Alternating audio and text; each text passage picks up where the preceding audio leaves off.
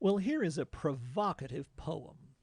This poem has been widely interpreted as a poem about homosexuality. It's been seen as a celebration of burgeoning homosexual awareness. I don't see it that way, but let's take a look at it and see what we can figure out. Before we do, however, I think the title of the poem is worth paying attention to. Practicing gives us a context and an explanation for the behavior. There is an element of play acting here, of role playing. One plays the role of the boy and the other the girl. Obviously, these are young girls just entering into puberty. When we are interpreting the poem, I think we need to keep that in mind. Not only is there role playing going on, but also experimentation. And young people will experiment with their bodies. I want to write a love poem for the girls I kissed in 7th grade. A song for what we did on the floor in the basement of somebody's parents' house. A hymn for what we didn't say, but thought. Now, those who prefer a homosexual reading of this poem emphasize the phrase love poem. But most love poems throughout history have not been about sex. Love poems often have a spiritual dimension. I'm kind of interested in the word hymn. A hymn is a religious song, usually expressing reverence for spiritual things. Now, you might say, how can you take a sexy poem like this and start yammering about spirituality? Well, I don't deny that it's a sexy poem, but I do think the speaker's reason for writing it is to try to capture the reverence she feels for this moment of discovery of physical pleasures that she hadn't known existed. To me, hymn is an important word. Okay, well, let's read the rest of what happens. A song for what we did on the floor in the basement of somebody's parents' house. A hymn for what we didn't say but thought. That feels good. Or, I like that. When we learned how to open each other's mouths, how to move our tongues to make somebody moan.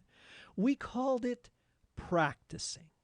And one was the boy, and we paired off, maybe 6 or 8 girls, and turned out the lights and kissed until we were stoned on kisses, and lifted our nightgowns or let the straps drop, and now you be the boy. Concrete floor, sleeping bag or couch, playroom, game room, train room, laundry.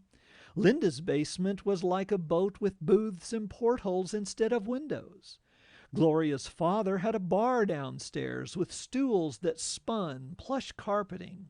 We kissed each other's throats. We sucked each other's breasts, and we left marks and never spoke of it upstairs, outdoors, in daylight, not once.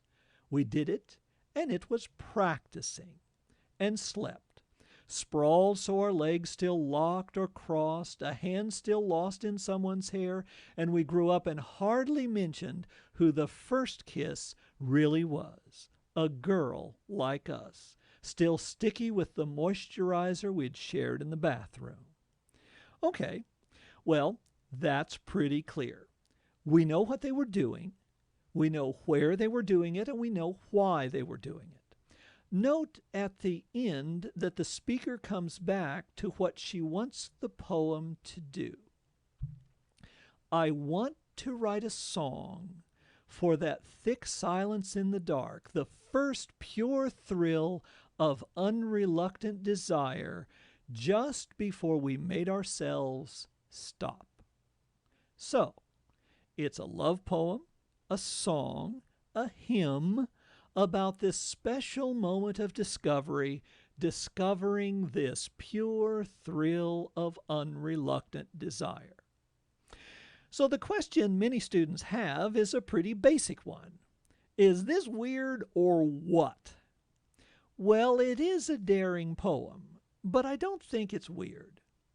As we grow from childhood to puberty to adolescence to adulthood, we discover new things about ourselves, physically, emotionally, intellectually.